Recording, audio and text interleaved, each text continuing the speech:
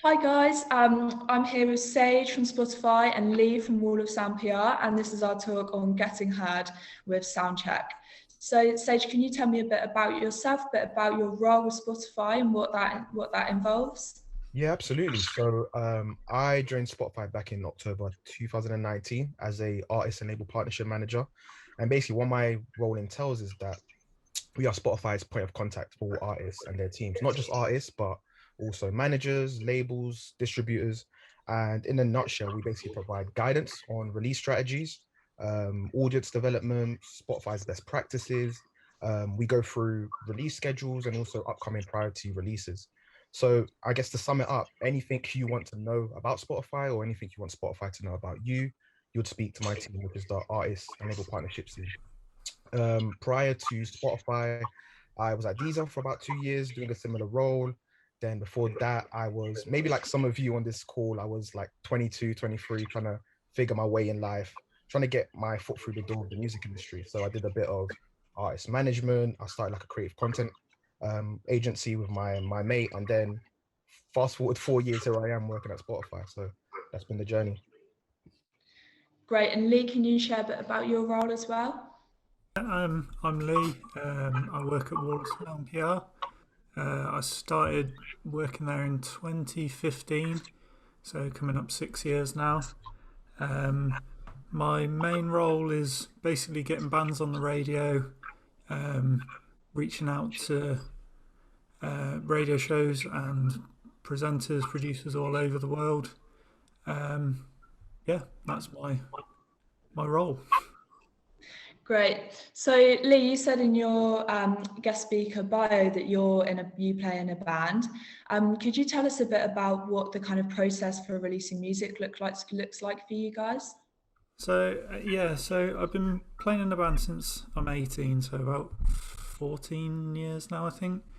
Um, we've been very much like a self-funded project. We've managed to tour Europe maybe over 50 times now. We sort of turned our focus away from the UK when we were quite a young band and uh, set our sights on Germany, France, Switzerland, that sort of area.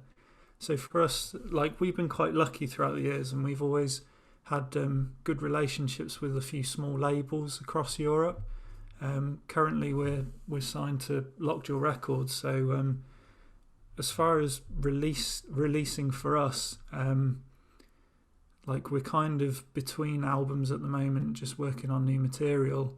Yeah, so once we've got the finished tracks up together, we'll speak to the label and then set a time scale of what we ideally see um, being feasible, supported with normally with touring, like with release schedules, with like DSP schedules, radio schedules. Like there's a lot of factors that bring it all together, and a lot of people that you need to talk to in order to line it all up together. Great. So Sage, if with a band like Lee's, what sort of thing could you do to help them, or what could they do themselves to kind of raise their profile on Spotify? Get some more listeners and yeah, raise their streams. Yeah. So I mean, in terms of building an audience, I put it down to like the three P's, right? So there's like the profile, the promotion, and the people. Starting with the profile, there's so many stuff you can do in Spotify for artists to change your profile in order to help build your audience. So for example, artist picks is something you can do whereby it allows you to highlight a piece of content, whether it be a single album or playlist even, right at the top of your playlist, right at the top of your profile, sorry, and almost put like a spotlight on it. So I think that's one way of raising awareness and building an audience. There's also assets like Canvas, which if you're not familiar with Canvas, it's like a visual loop that replaces your album artwork. That's a great way to build an audience. Also, playlist curation. I think playlist curation is very important, especially if you're an emerging artist. It's always good to have like a discography playlist where those who are discovering you for the first time can go to this playlist and play your music from beginning to end, almost like a one-stop shop.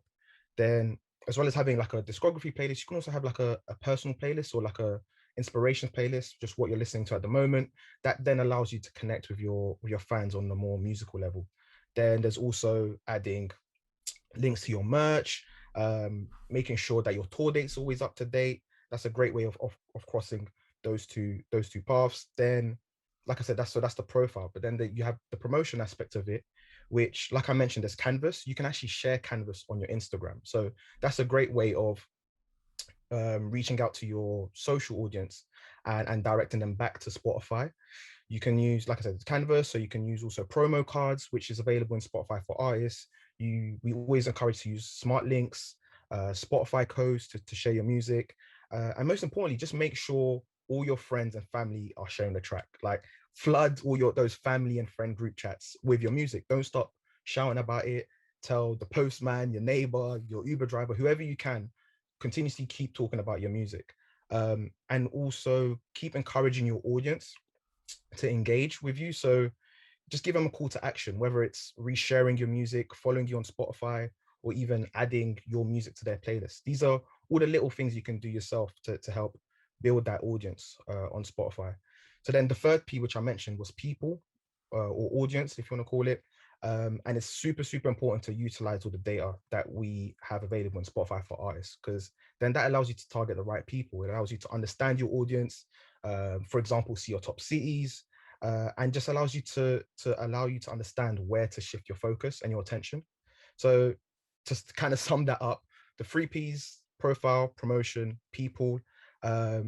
Just like an added point, probably to just add on to that, we've also actually got a series on the Spotify for Artists, as amongst the Spotify for Artists resources, which is called Best Advice, where you can actually hear some words of wisdom firsthand from like some of the biggest artists in the world. So if you get a chance, definitely head over there and have a look. But yeah, that's what I'd encourage a band like Lee's band to do in order to just raise awareness and build an audience on Spotify. Okay, great. And we know that another way artists can do that is by submitting their music for playlisting. So what can you tell us about that, and where can they find that information? Yeah, so if you want to pitch your music to our editorial playlist, it's, first of all, the music has to be unreleased and most importantly pitched early. So I would normally recommend people to at least deliver the music to us 7 days before release. And in order to do that, I guess I'll get into that a bit as well. In order to do that, you'll go into Spotify for Artists. Right on the homepage, you'll see the option to pitch a song. And then at which point you'll have the option to add, for example, genre tags to your release. So I'd always recommend be as descriptive as you possibly can. Is your music pop? Is it indie? Is it indie pop? Make sure you utilize those tags to its full potential. You can also add like pitching notes. So this gives us as the reader a bit more context on the release as possible, especially as emerging artists. You'd want to give us a bit more context on who you are as an artist, your journey, where you've come from, what's inspired you, what's inspired the music, just so we understand where you're coming from and what's inspired the music. So that's editorial playlist. I think it's probably worth also noting that there are two other types of playlists as well as editorial playlists that all users should or all artists should focus on, and that's personalized playlists and listeners playlists. So to explain that, personalized playlists are algorithmically generated for our users. So for example, Release Radar, which hopefully some of you are familiar with. So any new music you release is featured on your followers' Release Radar. So the trick is, the more followers you have, the more playlists you'll be on. The second or third playlist I mentioned is our listeners playlist. So these are the playlists made by users. So it could be you, could be me, could be whoever. These are super influential and can actually help you expand your audience. So again, to sum that up, you've got the editorial playlist, you've got personalized playlists, you've got listeners playlists. Each of these playlists actually have a role to play. So what I'd suggest is, firstly, make sure your music's delivered on time. Also, just make sure you work on growing your audience so you can increase your chances of making it into at least one of these playlists, if not all three of them.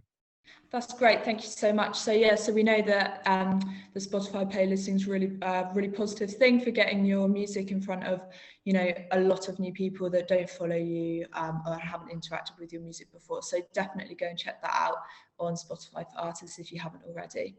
So Lee, if an artist was looking, to reach more listeners outside of Spotify, how can you help them do this with your role? How can you assist this? So radio's still huge. Like millions of people are listening every day.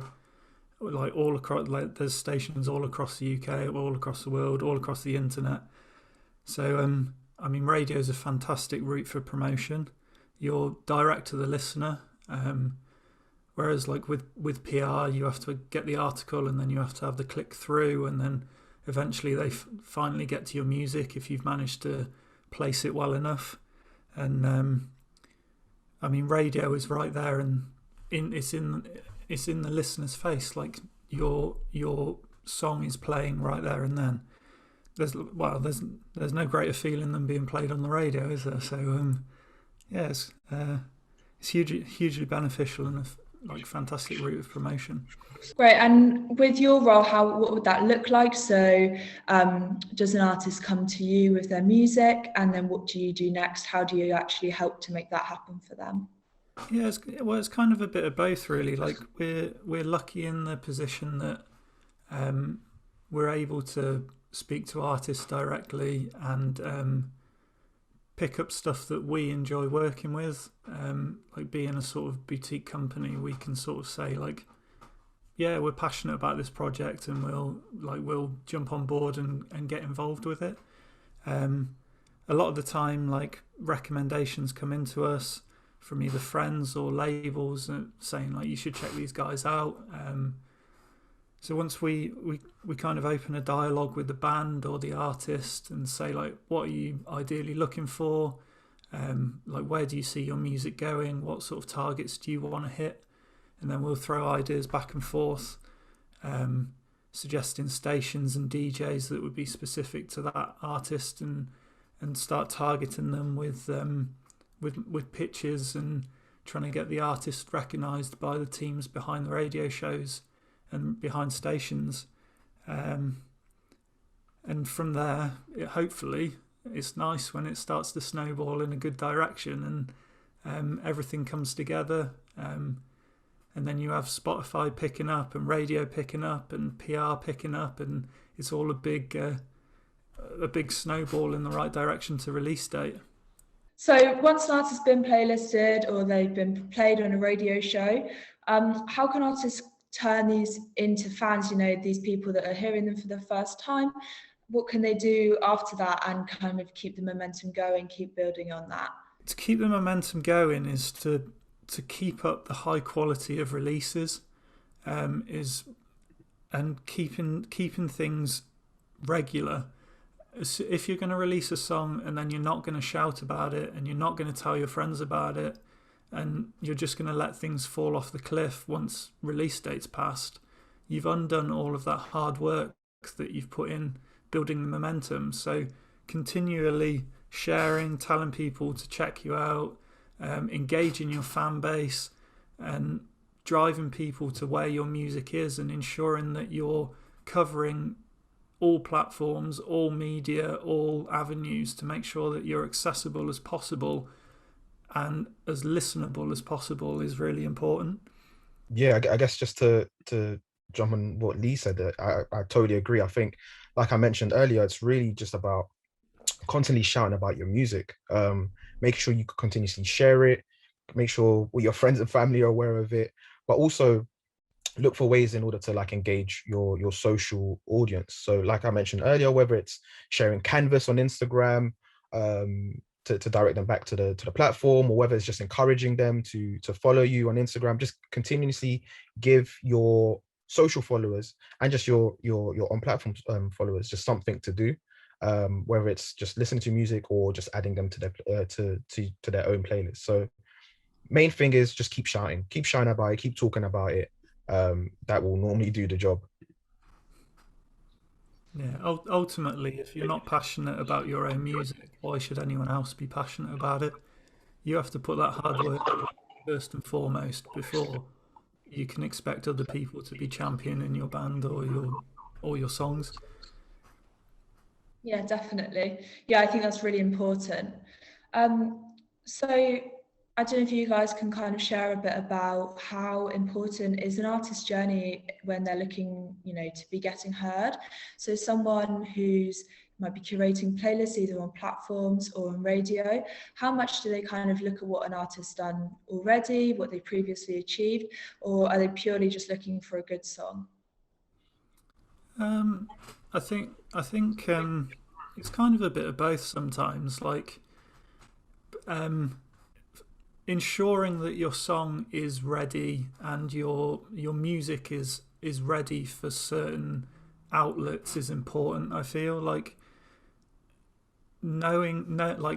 it's it's hard to explain. Like, knowing that your material is of a good enough quality for that show is important, and should be the first. Like, you should be able to sit and critically listen to what you've recorded and say, yes, I think this is good enough. If you have doubts about it, then I feel that putting a bit more work into your product is important, so that ensuring that it's as good as possible. Yeah, I think the artist's journey is super super important. I think every step of the artist's journey contributes to that end goal of whatever it is or wherever it is you want to go. So I'd always say start locally. You know, start with your local area, your friends, your family, your local pub, wherever it is. Try to use that as a starting point, and then each step of the way try to grow further and further and further and further, eventually until you're a global superstar. So the artist journey is extremely important. Like I said, there's so many stuff you can do in order to if we're speaking specifically Spotify, there's so many stuff you can do to build your audience. So if you do get a chance, head over to FAQ sites. There's tons of content then and resources there that you can look through to advise you through that. Yeah, I think that's great. That's really useful. I think, all the young people listening to this will be there from the Isle of Wight. It's obviously a small place and with a couple of, small music venues, and everyone can definitely start there, start selling those shows, go to their friends and family, spread out, like you guys said, just keep growing your audience that way. Lee, would you be able to share a bit about, when an artist might be looking for radio plugging? Is there a time where that might be too early? Or is there kind of an optimum time in someone's career when that might be the next step for them and it make the most sense? And when might that be?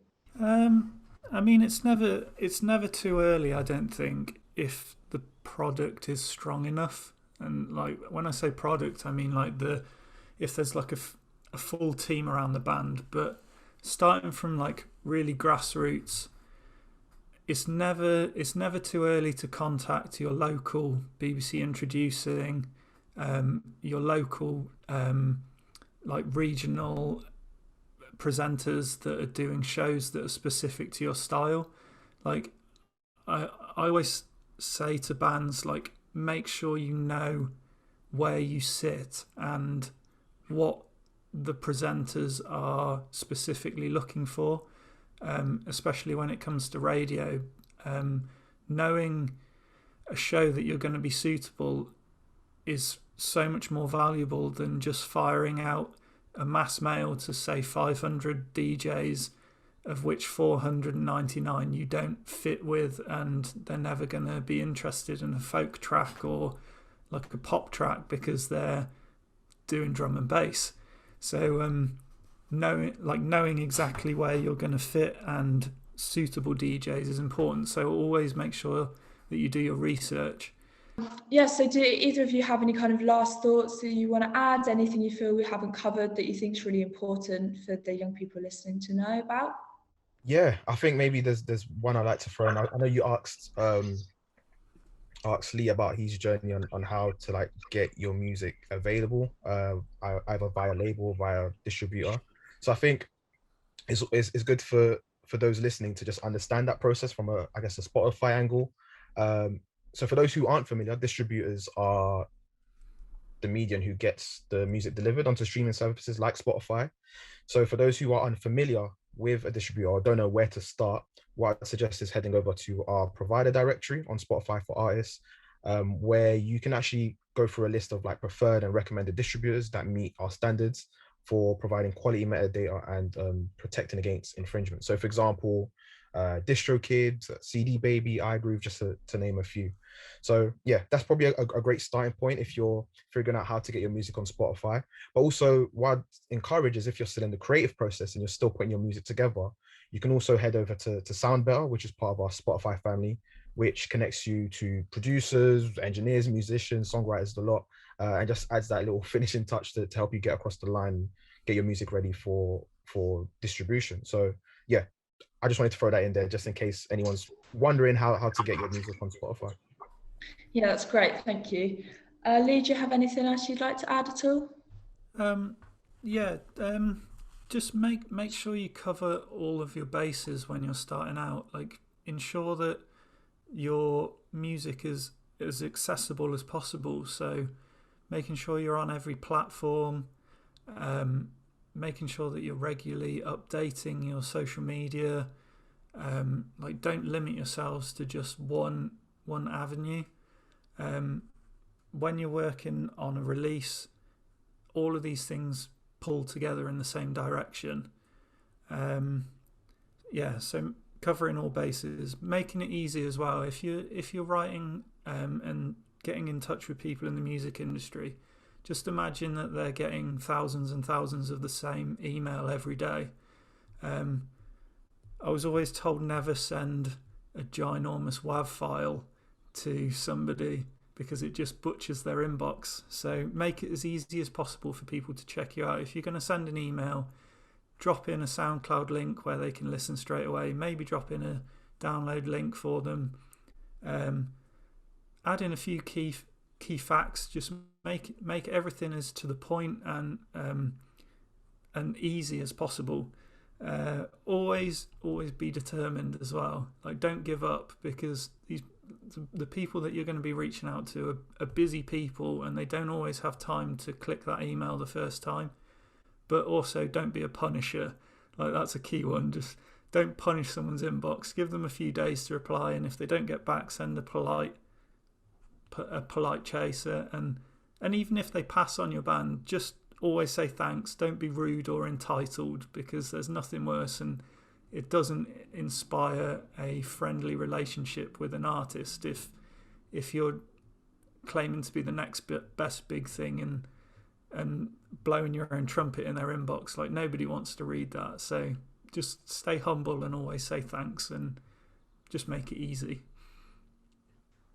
Yeah, definitely. And Sage, is there anything from your area that you'd like to, your kind of top piece of advice that you'd like to share with some young people kind of starting out in the music industry? Yeah, absolutely. I mean, first things first, I think it's understanding that everyone's journeys is very different. Always use what you hear from other artists or other bands as like almost just a guideline, but don't take everyone's word for gospel. Understand that you're going to go on your own journey and you're going to figure things out yourself. So I'd say that understanding that each journey is different, and there's various, how do they say, there's various different ways to skin a cow, for example, right? So there's different ways to make it a top. Another thing I would probably add to that is that the main thing you want is to have a team around you that you trust, not only trust, but actually enjoy working with, because you need to understand that your music is your business, right? So it's important that you handle it with as much care as possible. That's great. Thanks, guys. So I've been here with Sage from Spotify and Lee from Wall of Sound PR, and definitely go over to Spotify for Artists, check out everything we've been talking about, and head over to Wall of Sound PR if you're looking for any radio plugging as well. And I'm sure Lee would be happy to help. Thanks for watching. This has been Getting Heard from Soundcheck, which has been hosted by Brave Island. Brave Island is a new online platform hosting all sorts of exciting opportunities for 14 to 25-year-olds living on the Isle of Wight and interested in the creative industries. Go head over to braveisland.uk, sign up, get an account, and you can apply to any opportunities that interest you, and they're all free. You just sign up to take part.